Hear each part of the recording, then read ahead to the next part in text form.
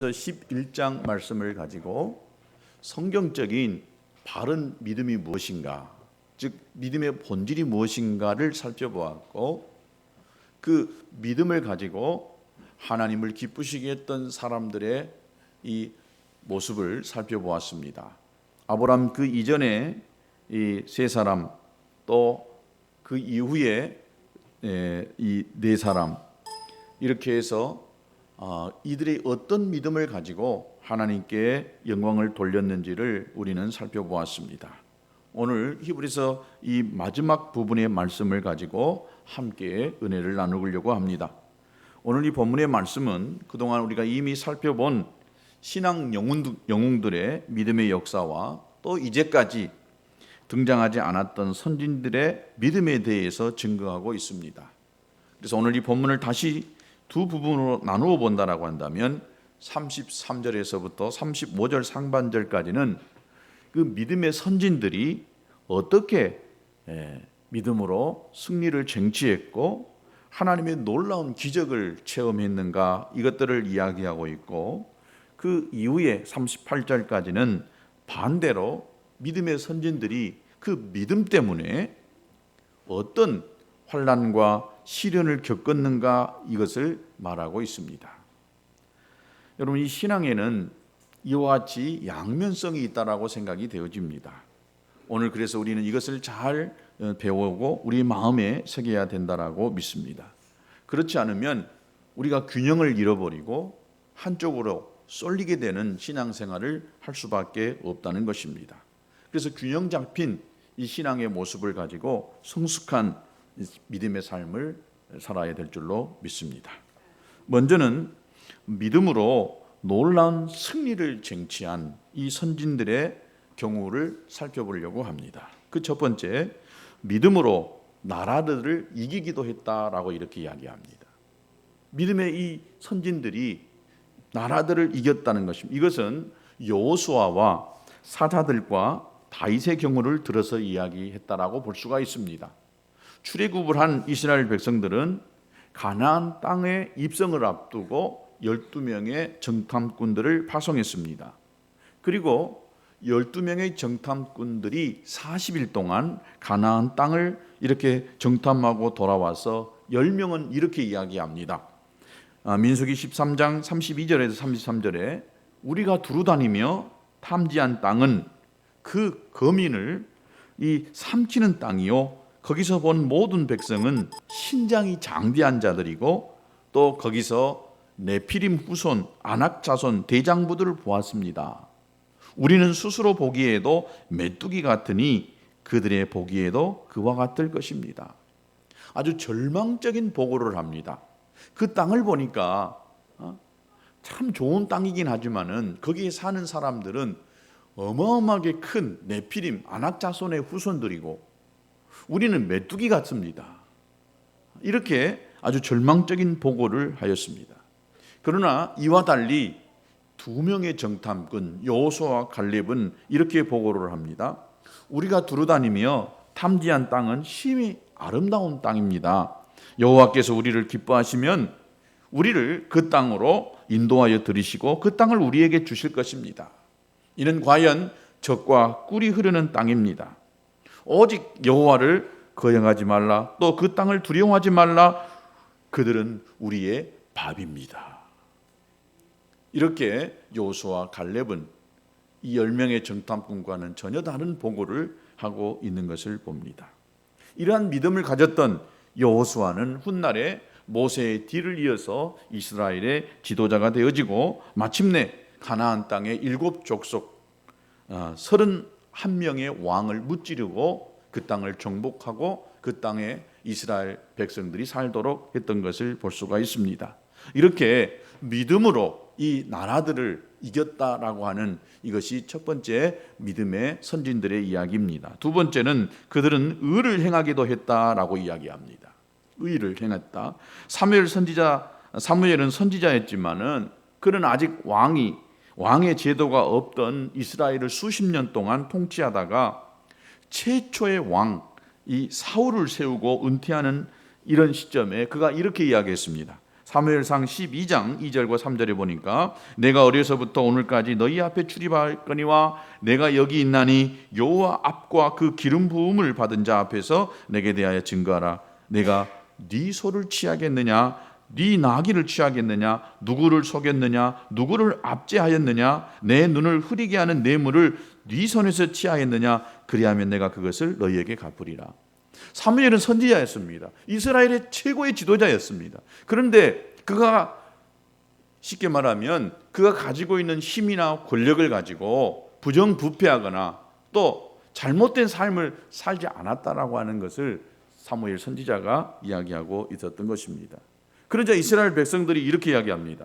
당신이 우리를 속이지 아니하였고 압제하지 아니하였고 네 손에서 아무것도 취한 것이 없나이다 라고 이렇게 이야기했습니다. 이것은 사무엘이 그렇게 스스로 인정했을 뿐만 아니라 백성들이 우리의 지도자, 우리의 선지자 사무엘은 참으로 정직하고 또 부패가 없는 그런 삶을 살았다라는 것을 백성들이 그렇게 인정했습니다.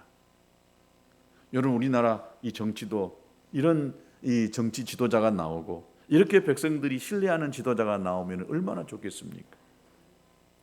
스스로가 생각할 때도 무엇으로나 보나 내가 정직하게 살았다라고 스스로 인정하고 또 백성들이 그는 참 우리의 진정한 지도자입니다.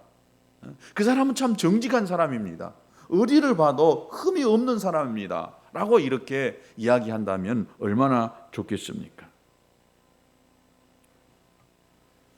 저는 요즘 이제 9월 셋째 주가 되면 각 모든 이 기독교 교단마다 총회가 있습니다. 이 교단의 지도자를 뽑습니다. 우리 교단도 9월 셋째 주에 총회가 있습니다. 인천 송도 컨벤션 센터에서 있는데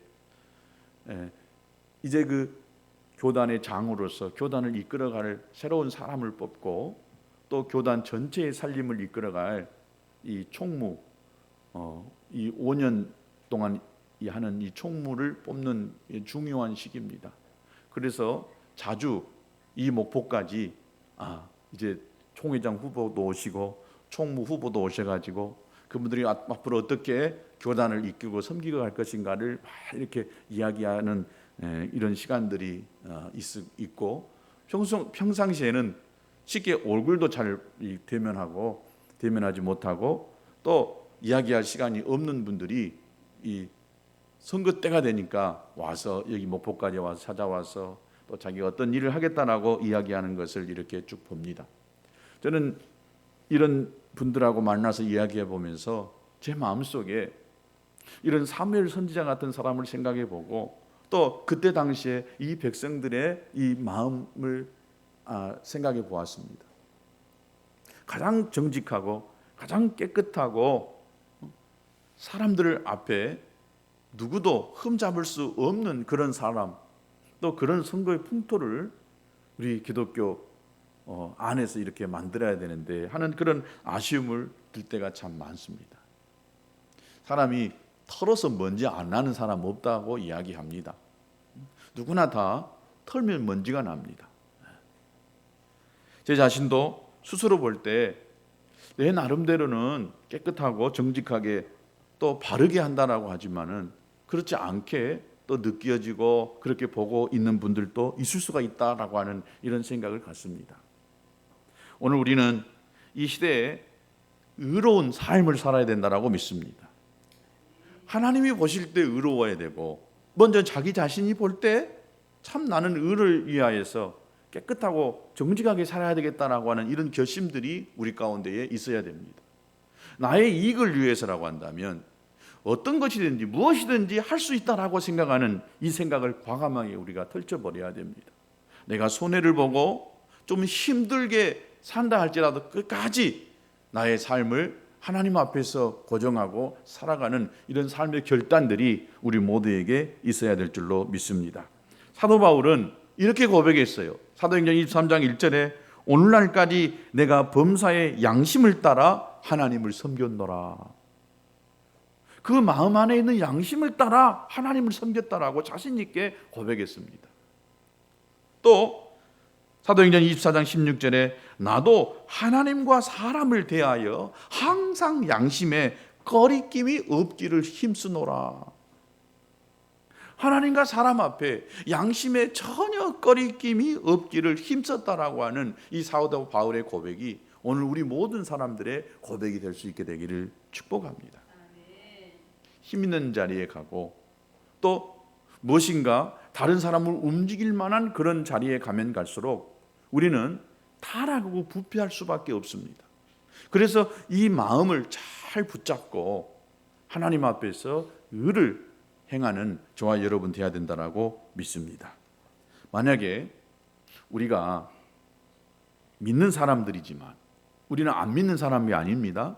우리는 다 믿는 사람들이라고 제가 생각하기 때문에 이런 말씀을 드립니다. 우리가 믿는 사람이기 때문에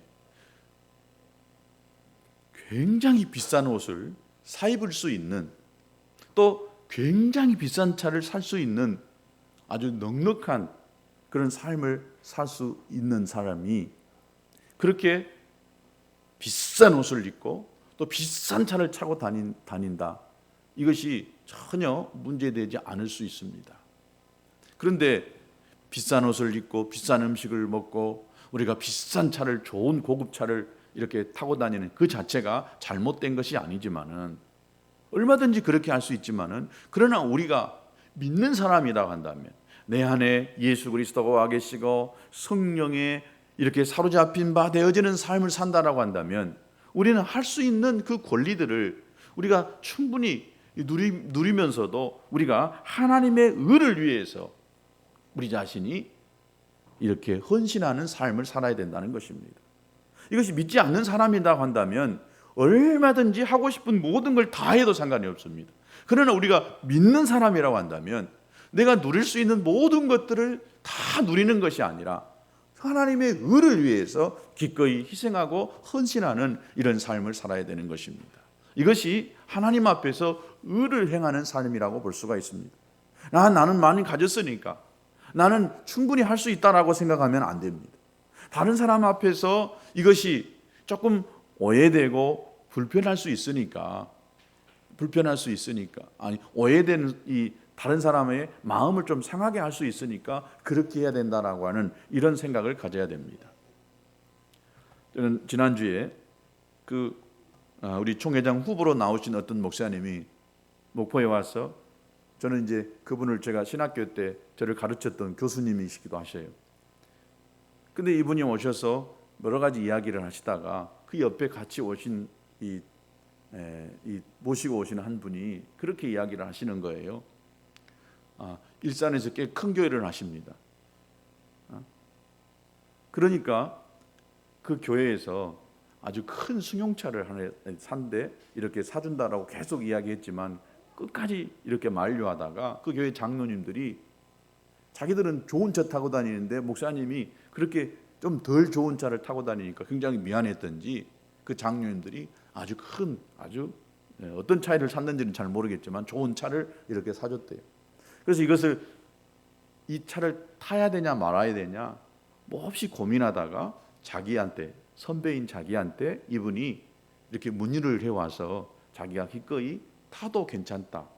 당신 돈 주고 산 것이 아니고 또 교인들이 또 장로님들이 생각해서 한 것이기 때문에 그것을 타도 괜찮겠다라고 해서 그 차를 이렇게 타게 됐답니다. 그런데 이분이 이렇게 고백을 하시더라고. 나는 교인들이 보는 데서 이 차를 한 번도 타본 적이 없습니다. 목사님, 저는 교인들이 저보다 훨씬 더 어렵게 사는 사람들이 많기 때문에 이 큰 차를 타고 교인들 앞에서 내가 폼재고 갈 수가 없었습니다. 그리고 저는 항상 그 차를 안 본 데서 타고, 제가 타는 차가 있습니다. 레이라고 하는 그 차는 저는 뭐인지 모르겠어요. 레이라고 하는 그 차를 저는 타고 다닙니다. 그리고 제가 그 차를 타고 미안해가지고 부목사들에게 금일봉 봉투 하나씩을 다 줬습니다. 이걸 하여튼 한 일부분이겠지만은 참 이런 존경스럽구나. 이렇게 자기가 충분히 다 누릴 수 있음에도 불구하고 다른 사람, 성도들이 어떻게 생각할까 하면서 좀 불편을 감수하며 살아가는 그런 삶이 참 존경스러웠습니다. 오늘 우리 모두도 그런 삶을 살아야 된다고 믿습니다. 여러분들도 넉넉하고 큰 차를 타고 좋은 집에서 살 수 있는 그런 삶을 살 수 있게 되기를 축복합니다.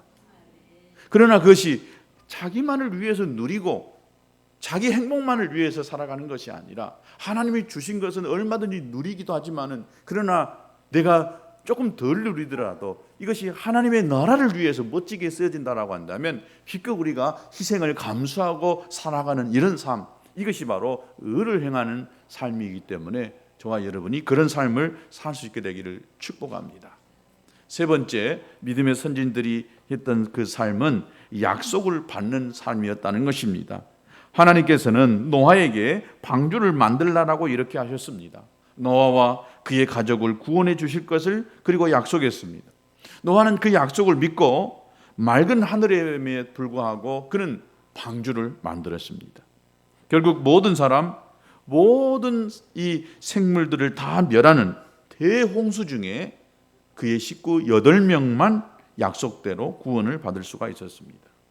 히브리서 6장 13절에 하나님이 아브라함에게 약속하실 때에 가르쳐 맹세할 자가 자기보다 더 큰 이가 없으므로, 하나님보다 더 큰 이가 없으므로 하나님 스스로에게 약속하면서 말씀했다는 거예요. 그러면서 자기를 가르쳐 맹세하여 이르되, 하나님이 자기 스스로 나를, 내 이름을 걸고 이야기한다는 그런 이야기였습니다. 내가 반드시 너에게 복을 주고 복 주고 너를 번성하게 하고 번성하게 하겠다라고 이렇게 했다는 것입니다.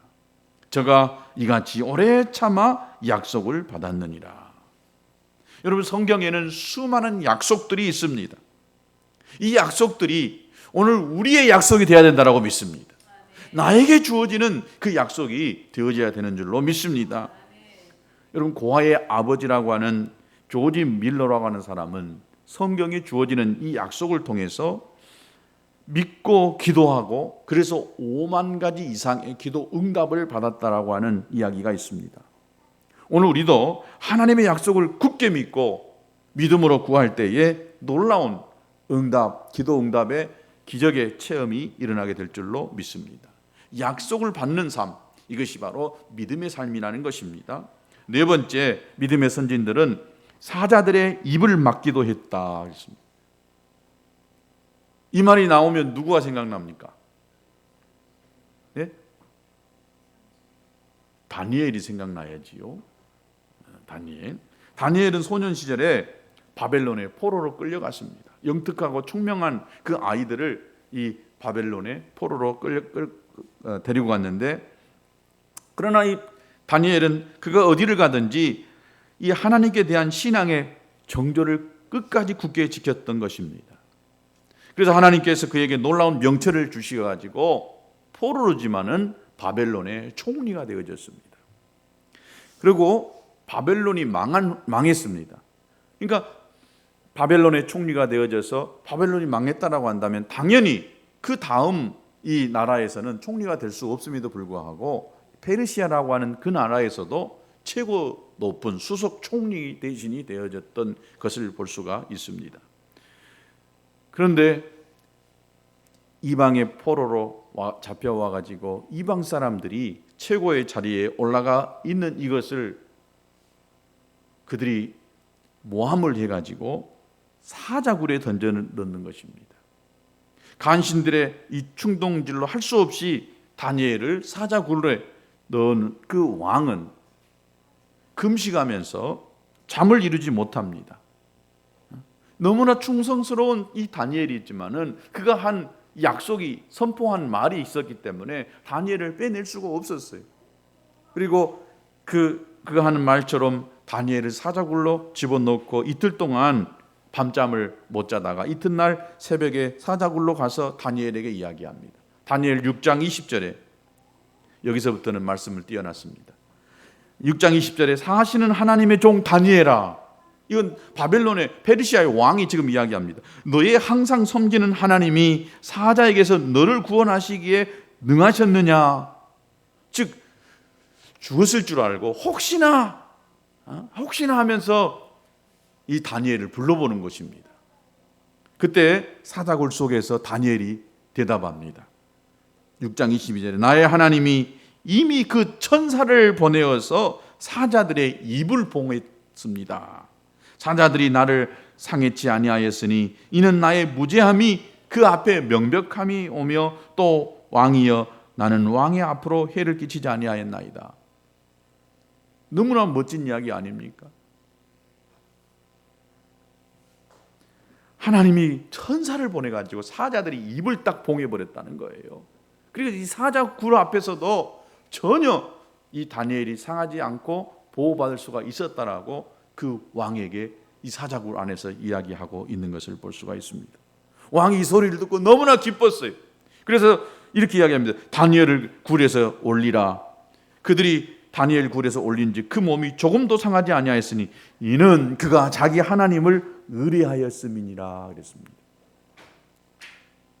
다니엘이 하나님을 의뢰했기 때문에 그 의뢰한 그 다니엘의 믿음을 보시고 하나님이 그 사자굴 속에 천사를 보내서 그 천사들이 사자의 입을 봉해가지고 다니엘을 손 하나 끄떡하지 못하도록 하나님이 하셨다라고 하는 거예요. 다니엘이 하나님을 의뢰했기 때문에 오늘 우리의 삶이 하나님을 의뢰하는 사람이라고 한다면, 의뢰하는 삶을 산다라고 한다면 우리가 사자굴에 던짐받는다 할지라도 우리는 보호받는 이런 삶을 살게 될 줄로 믿습니다. 사도 바울도 디모데후서 4장 17절과 18절에서 내가 사자의 입에서 건지었느니라 주께서 나를 모든 악한 일에서 건져내셨고 또 그의 천국에 들어가도록 구원하시리라. 이렇게 사도 바울도 확신하고 있었습니다. 저와 여러분에게도 이런 확신이 있게 되기를 주님의 이름으로 축복합니다. 다섯 번째, 불의 세력을 멸하기도 했다라고 이렇게 34절에 기록되어져 있습니다. 바벨론의 느부갓네살 왕은 이 두라 평지에 90자나 되는 거대한 금신상을 세워놓고 모든 국민들이 그 금신상 앞에 절을 하도록 명령했습니다. 그때 절을 안 한 사람이 바로 다니엘과 그의 친구 세 사람, 다니엘의 세 친구인 사드락, 메삭, 아벳느고였습니다. 하나님께 대한 이 신앙의 정절을 굳게 지켜서 이 신상에게 절을 하지 아니하였던 것입니다. 이것을 보고 왕은 대노했습니다. 그리고 끝까지 신상에 절하지 아니할 때에 극렬히 타는 풀무불 속에 이 다니엘의 세 친구를 집어넣었습니다. 다니엘서 3장 17절과 18절에 보면 이 사드락, 메삭, 아벳느고가 이렇게 이야기합니다. 만일 그럴 것이면 왕이여 우리가 섬기는 우리 하나님이 우리를 극렬히 타는 풀무 가운데서 능히 건져내시겠고. 얼마나 큰 믿음입니까? 우리를 저 타는 불못 속에 던져 넣는다 할지라도 하나님이 우리를 건져내시겠다라고 하는 이런 믿음을 가졌다는 것입니다. 왕의 손에서도 건져내시리라. 불못불에서도 건져내시고 왕의 손에서도 우리를 건져내실 그 하나님에 대한 믿음이 이 다니엘의 세 친구들에게 있었다는 것입니다. 더 멋진 말 보세요.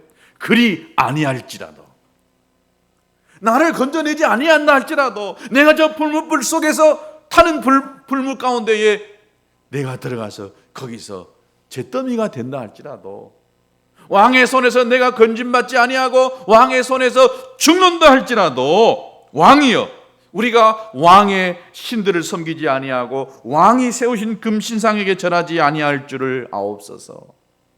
할렐루야. 너무나 멋진 신앙의 고백 아닙니까?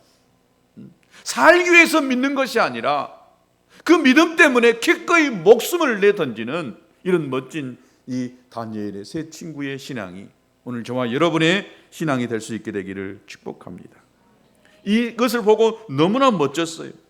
이 불 가운데 던져지는 이 세 사람이 너무나 멋졌어요. 그리고 그때 이 왕이 이렇게 이야기합니다. 지극히 높으신 하나님의 종 사드락, 메삭, 아벳느고야, 나와서 이리 와라.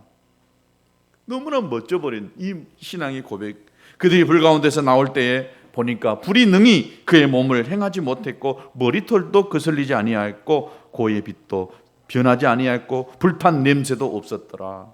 할렐루야. 죽으면 죽으리라라고 하는 이런 신앙으로 이 풀물불 가운데서 그의 목숨을 내던지는 그런 신앙의 정조를 지키는 이런 사람이었다는 것입니다. 저와 여러분은 어떻습니까? 목숨이 내 거진 일이 아닌다 할지라도 나의 이익이 조금이라도 나의 어떤 물질적인 손해가 올까봐 내 어떤 이름의 손실이 올까봐 믿음을 끝까지 포기하는 이런 삶을 혹시 살고 있지 않는지 우리 자신이 돌아볼 수 있게 되기를 축복합니다. 여섯 번째, 칼날을 피하기도 했습니다. 다윗은 3m나 되는 그 어마어마한 장수 골리앗과 싸울 때에 어떻게 이야기했습니까? 너는 칼과 단창으로 내게 나오거니와 나는 만군의 여호와의 이름 네가 모욕하는 이스라엘 군대의 하나님의 이름으로 내게 가노라. 이 골리앗의 거대한 이 칼을 두려워하지 아니하고 이 다윗은 하나님의 이름을 걸고 나가서 골리앗 장수를 무너뜨릴 수가 있었던 것입니다. 일곱 번째, 연약한 가운데 강하게도 했다라고 이렇게 이야기합니다. 유다의 선한 임금 히스기야가 중한 병에 걸렸습니다. 그래서 하나님께 기도합니다. 그리고 그는 기도 응답으로 15년의 그 생명의 연장을 받게 되는 것을 볼 수가 있습니다. 여러분, 헤아릴 수 없는 수많은 사람들이 연약한 가운데에서 하나님의 치료하시는 권능을 통하여서 건강이 회복되어지고 또 강하게 되어지는 이런 일들이 얼마나 많이 있습니까? 여러분들도 이런 육체의 질병, 연약한 가운데서 강하게 되어지는 이런 은혜를 경험할 수 있게 되기를 축복합니다. 히스기야만 그런 것이 아니라 오늘 이 시대에도 동일하게 하나님의 권능으로 육체의 질병이 떠나고 강건하게 되는 역사가 있게 되는 줄로 믿습니다. 여덟 번째, 전쟁에 용감하게 되어서 이방 사람들의 진들을 물리치기도 했다라고 이렇게 이야기합니다. 여호수아는 오합지졸이나 마찬가지 이스라엘 백성들을 이끌고 가나안을 향하여 나갈 때에 뭐라 하겠습니까? 마음을 강하게 하고 담대히 하라. 두려워하지 말라. 놀라지 말라. 네가 어디로 가든지 내 하나님 여호와가 너와 함께 하느니라 라고 하시는 이런 말씀을 듣고 용맹스럽게 나가서 가나안 땅을 정복할 수가 있었던 것입니다. 나와 함께하는 임마누엘 하나님을 믿을 때에 우리도 여호수아처럼 담대하고 용감해질 수 있다는 사실을 믿기 바랍니다. 아홉 번째, 이 여자들은 자기의 죽은 자들을 부활로 받기도 했다는 것입니다. 하나님은 자식을 잃고 슬퍼하는 이 여인들을 불쌍히 보시고 그의 자녀를 죽음에서 다시 소생케 하셨습니다. 엘리야를 통하여 사르밧 가부의 아들이 살아나게 되어졌고 엘리사를 통하여 수넴 여인의 아들이 살아났습니다. 예수님께서도 이 나인성 가부를 불쌍히 여기시고 그녀의 죽은 아들을 살려내셨던 것입니다. 바로 이 여자들은 자기 죽은 자들을 부활로 받는 이런 역사들을 이런 것을 믿는 그런 일들이 있었다는 것입니다. 데살로니가전서 4장 14절과 16절에 보니까 우리가 예수의 죽었다가 다시 사심을 믿을진데 주께서 호령과 천사장의 소리와 하나님의 나팔로 치니 하늘로 쫓아 강림하시리니 그리스도 안에서 죽은 자들이 먼저 일어나고 그 후에 우리 살아남은 자도 저희와 함께 구름 속으로 끌어올려 공중에서 주를 영접하게 하시리니 그리하여 우리가 항상 주와 함께 있으리라. 예수님의 부활을 비롯하여 성경에서 죽은 자가 살아나는 이런 일들이 있습니다. 우리에게도 영광의 부활이 있음을 믿을 수 있게 되기를 바랍니다.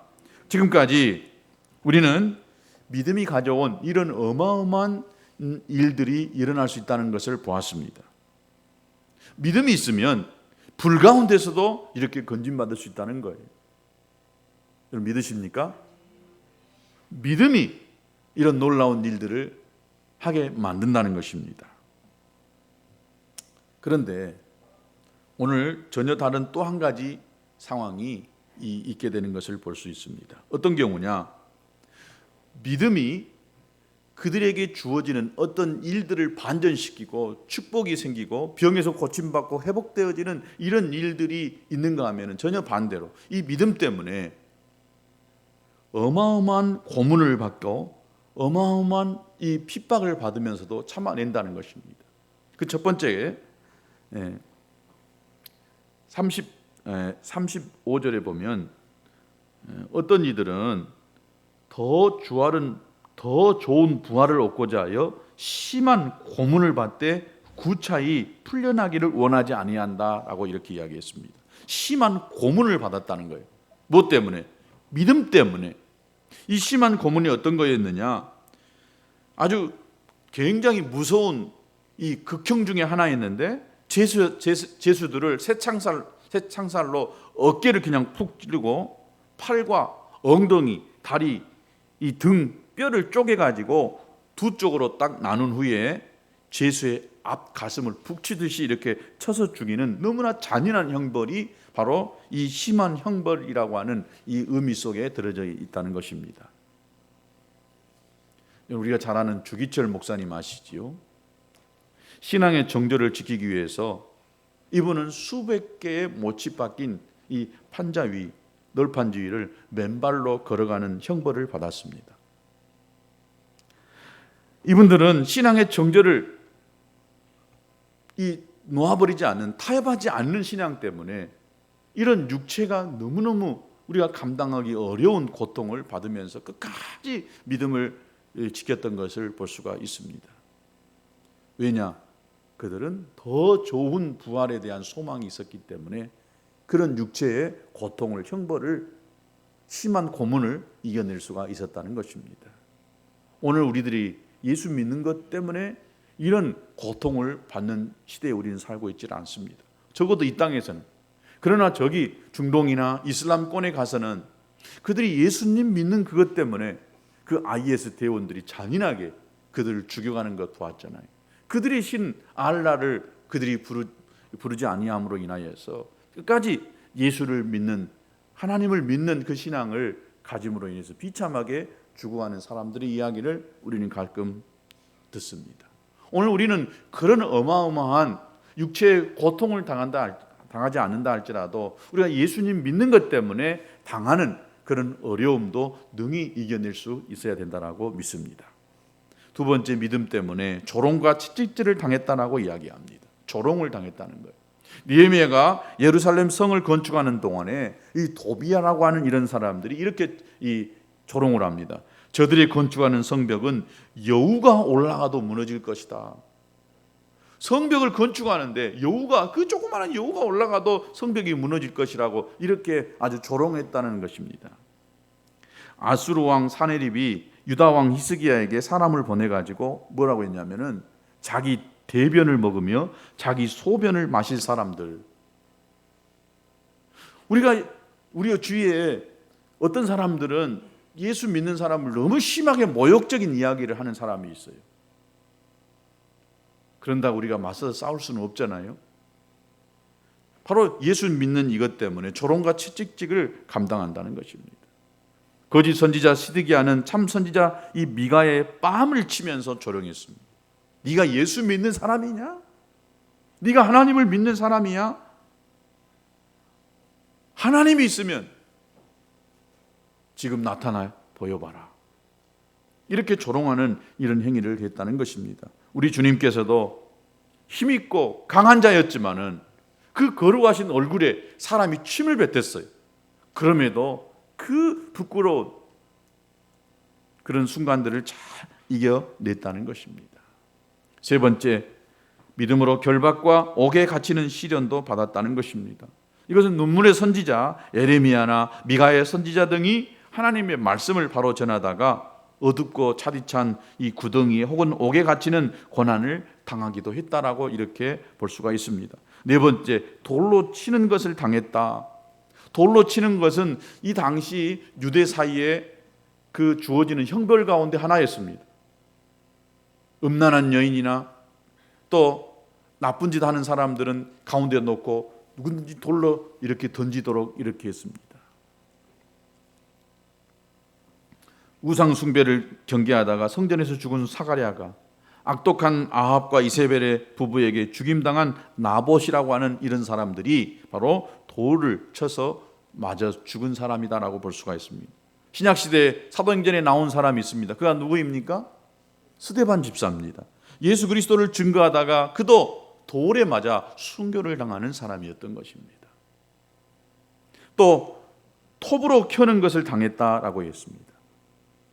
이것은 성경에 정확하게 기록되어져 있지 않지만 전해 내려온 이야기에 의하면은 이사야 선지자 이 이사야 선지자는 악독한 이 므낫세 왕에 의해서 나무로 만든 톱이 있었는데 이 나무로 만든 톱으로 이사야 선지자를 이렇게 썰어서 죽게 만들었다는 것입니다.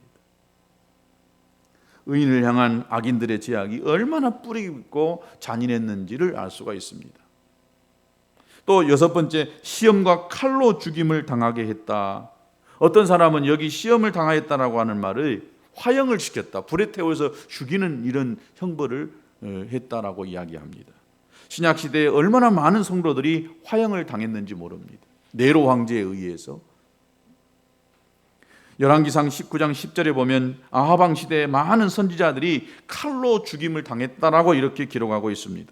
많은 성도들이 하나님 앞에 일편단심 신앙의 정절을 지키다가 재산까지 빼앗기고 양과 염소의 가죽을 입고 유리하면서 궁핍과 환난과 학대를 당하기도 했다는 것입니다.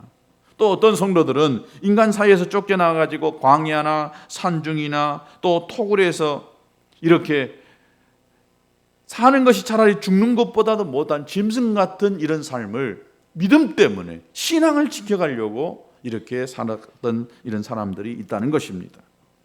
세상은 이런 사람들을 어리석다고 합니다. 미련하다라고 합니다. 너 무엇 때문에 그러냐라고 이렇게 이야기합니다. 그러나 심판장이신 하나님이 이런 사람을 향하여서 뭐라고 한 줄 아십니까? 이 세상에서 감당하지 못하는 사람들이다. 이 세상이 감당하지 못하는 사람이다. 오늘 38절에 이렇게 이야기했습니다. 이런 사람은 세상이 감당하지 못하느니라. 하나님은 이와 같이 믿음의 사람들을 향하여서 세상이 감당하기에는 너무나 아까운 사람들, 세상이 감당하기에는 너무나 위대한 사람들이다 라고 이렇게 선언하고 있는 것을 봅니다. 우리가 믿음 때문에 복을 받을 수 있고 믿음 때문에 놀라운 기적을 체험할 수가 있는 것입니다. 그러나 때로는 우리가 믿음 때문에 이런 환난과 핍박, 고통, 학대, 멸시, 조롱, 채찍질, 또는 죽임당함을 당할 수도 있다는 사실을 우리가 기억하시고, 우리의 믿음이 단순히 복을 받는 것이 아니라 우리의 믿음은 더 좋은 부활을 향한, 더 좋은 하늘에서 받을 상급, 이것을 바라보면서 믿음을 가지고 있다는 사실을 기억하시고 그 믿음을 잘 지켜나가는 저와 여러분 모두가 될 수 있게 되기를 진심으로 축복합니다. 우리 같이 찬양하겠습니다. 오늘